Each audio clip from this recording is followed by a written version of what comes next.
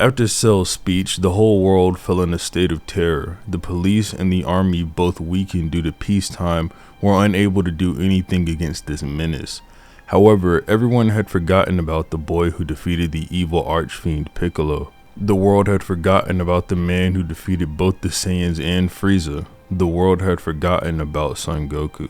This is a little passage from around the middle of the Cell arc, and I think right now it perfectly describes the Dragon Ball community. A few weeks ago, I made a video about how I missed the old Goku, and in it, I trashed Super Goku a lot because I didn't think he was like the old Z Goku. I specifically described it as Goku being a shell of his former self. While the reception of the video was mostly positive, a lot of the criticisms aimed at the video felt nitpicky and they just rubbed me the wrong way to the point where I felt like I had to respond. Before we begin, I'd like to ask if you could leave a like on the video and subscribe to the channel, as I really appreciate it. And if you think I was right about Goku, you'll also think I'm right when telling you to check out today's sponsor, War Thunder. Dive into War Thunder, not just a game, but a whole universe to explore. Ever thought of personalizing your tanks with historical markings, camouflages, and a dash of anime skins? And here's the kicker, anime voice packs for that personal touch? Wait though, there's also a twist, you won't believe it. The AH-1S helicopter Kisarazu rocks an anime design from the JSDF itself. And if you're into exclusives, the 3D Dakimakura anime body pillows are calling your name. Only available through my link in the description. If you're a new recruit, you can play the game for free on PC, PlayStation 5, Xbox Series S and X, and previous console generations. There's a welcome surprise waiting for you. With my link, you'll even snag 7 days of premium account access, a cool 100,000 silver lions, and a booster to turbocharge your progress.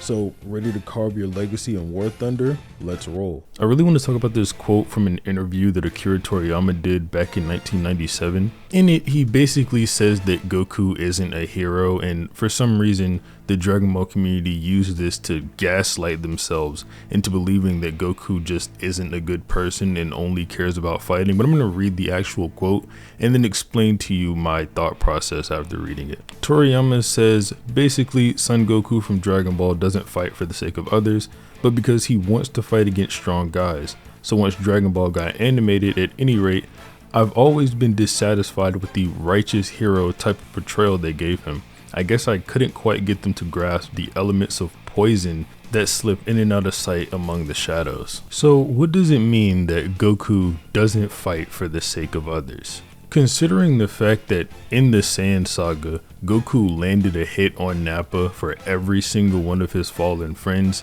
and before fighting Frieza, Goku says, "And for all the Saiyans that you killed, as well as the people of planet Namek, I'm gonna take you down."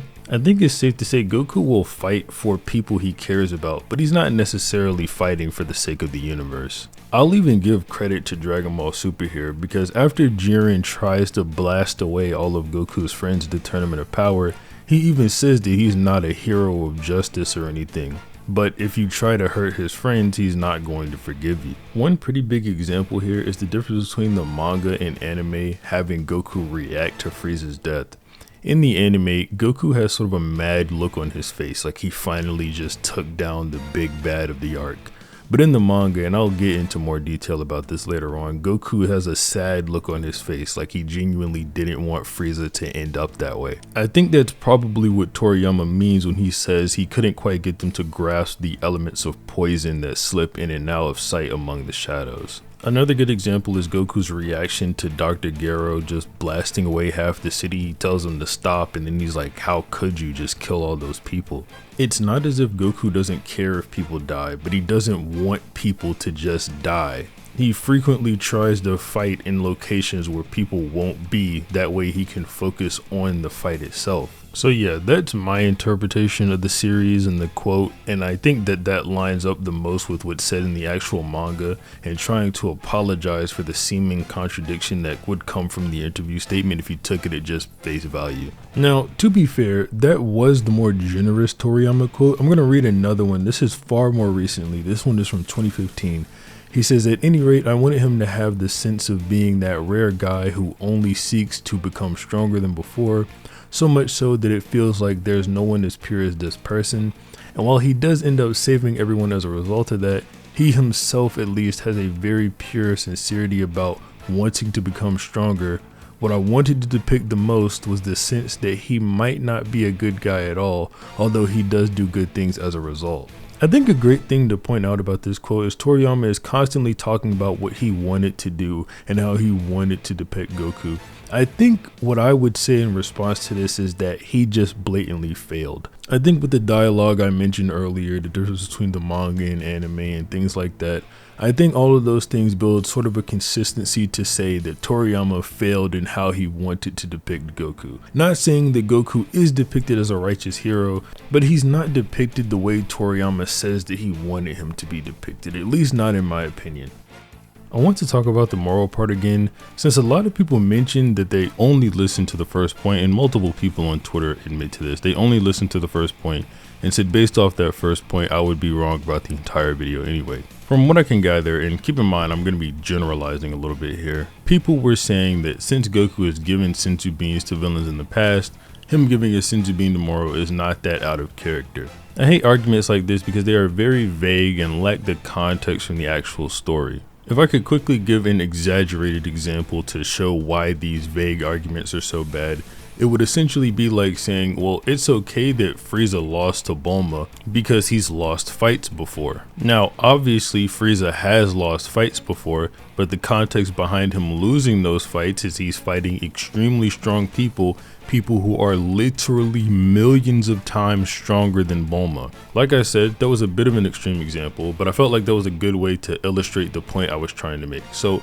let's take a look at the 2 times Goku gave his opponents a Senzu Bean and the 1 time he gave Frieza energy, and compare them to the Moro situation, and I'll explain how they're all very different. We'll start with Piccolo since I think this is probably the easiest to explain. Just to make sure everyone understands, Piccolo and Kami are linked in life. If one of them dies, the other person will die.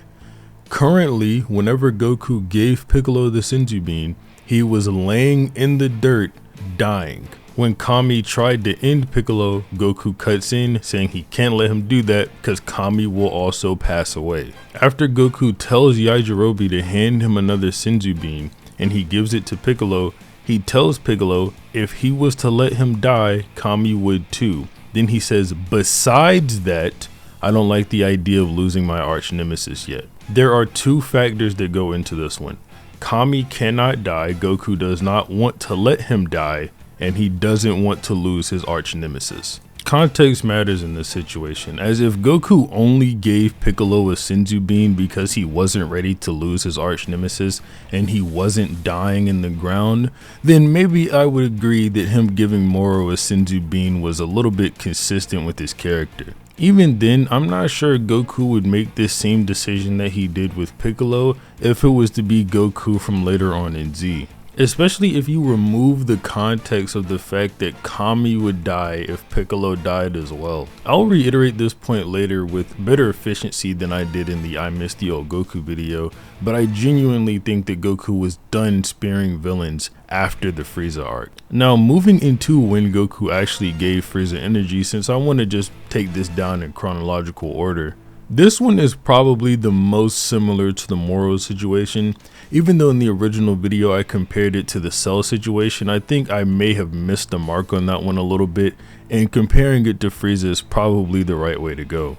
Now, the big difference between Frieza and Moro in this situation is how they actually lost to Goku. Moro lost because Goku beat him up. Fair and square, Goku beat Moro and won the fight. Frieza lost because of his own attack cutting him in half, a conclusion that Goku was not satisfied with because of his beef with Frieza. He says that such a miserable end doesn't suit Frieza, even if he did bring it upon himself. The chapter is literally called an empty conclusion because this isn't what Goku wanted.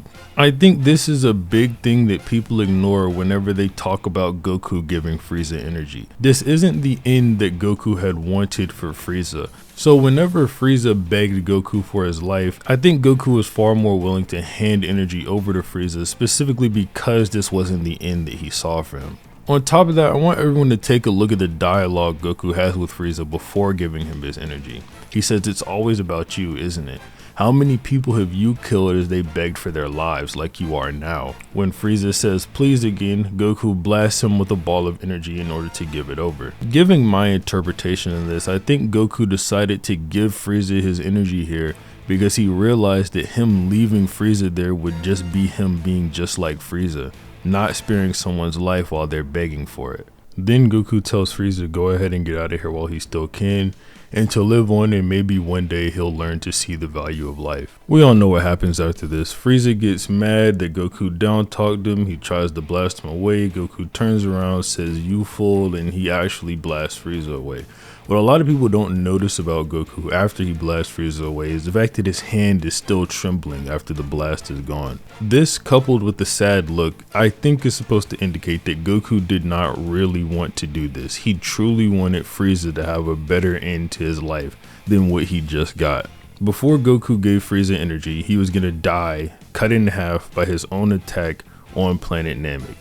After Goku gave Frieza his energy and he turned on him, he still died cut in half out of energy on planet Namek. Before we move on to the Cell Saga and Goku giving Cell a Senzu Bean, I want to talk a little bit about Goku after this incident and really drive the point home that I was trying to make in the other video. When Goku talks to Trunks about Frieza coming back, he says that the next time they interacted, he was going to clobber Frieza for good this time because the last time they interacted, he went too easy on him. Given Goku's sad expression and trembling arm whenever he got done blasting away Frieza, I think it's safe to say that he had killing intent whenever he turned around and fired that final blast. So I think it's most likely that whenever Goku is talking about the fact that he went too soft on Frieza, he's saying that he didn't put his all into that final blast and finish Frieza off for good. But I think this statement, coupled with how the rest of the story goes as I'll explain in this video, indicates that Goku has learned from this mistake with Frieza that not everyone can be saved, and he's moved on from that mindset. Where I think the disconnect is I think that people thought I was saying when Goku attempted to save Moro that Goku has never attempted to save anyone or Goku should never save anyone, but that's not what I'm saying. What I was getting at was the fact that Goku after Frieza doesn't really do that. So when I say I miss the old Goku and I talk about how he's now saving Moro, I thought Goku, or it was my understanding that Goku had now moved past this, especially given his last interaction with Buu, wherein he wished that Buu would come back as a good guy so that they could fight again one day. Now, Buu probably isn't the best example because Buu is pure evil and sort of mindless, so there's nothing really there for Goku to save. But I'm just saying, I think that he's moved past that. I will pick back up on this after I explain the Cell Senzu Bean situation. Now, when talking about this Cell and Goku Senzu Bean situation, since I've done it so many times, I'm going to try to come at it from a different angle here, especially since I'm going to end up comparing it to Goku giving Moro a Senzu Bean. Goku gives Cell a Senzu Bean with in mind that when he brings out Gohan's full power, Gohan is going to kill him. That's at least his thought pattern whenever he throws the Senzu Bean up at Cell. He also thinks that he wants this to be a fair fight between him and Gohan, and Cell got pretty drained whenever he fought him. Everyone already knows why Goku was wrong with this, and everyone should already know that Goku ended up regretting this decision and regretting letting Gohan fight and all of that. Now, where this differs from Moro the most, and like I said, I think the Frieza thing is a better comparison, but where this differs from Moro the most is that it's not Goku who is fighting Cell. Cell is now going into a new match with Gohan, and Goku wants it to be a fair fight between him and Cell. There's not about to be a new fight between Moro and someone else, and Goku's not about to fight Moro again. What Goku planned for him was for Moro to go back to prison. Moro also isn't dying, and his life is not linked to anyone that Goku cares about. And like I said, despite Goku's love for fighting, and despite Toriyama's quotes, he will not just willfully endanger people's lives for no reason. This is going to sound a bit convoluted, but Goku's love for fighting versus Goku's love for a fair fight is a bit different, and Goku's love for fighting has never outweighed his love to protect his friends. This is shown to us even as far back as the 23rd tournament when Goku wants to fight Piccolo Jr. Goku wants to blast him away with his Super Kamehameha, but he also doesn't want to kill Kami. But whenever Piccolo threatens to blow up the entire arena and Krillin reminds Goku that they have the Dragon Balls and can revive Kami, this is before he figures out that their lives are internally linked, he fires the Super Kamehameha at him. To me, that shows Goku wanting to save his friends outweighs his want for a fight. Now, on the flip side, where a little bit of that poison that slips through that Toriyama was talking about, when fighting Kid Buu for the second time, Goku and Vegeta both crushed the Potara earrings, saying that Buu isn't a fused being anymore himself, and that just wouldn't be fair.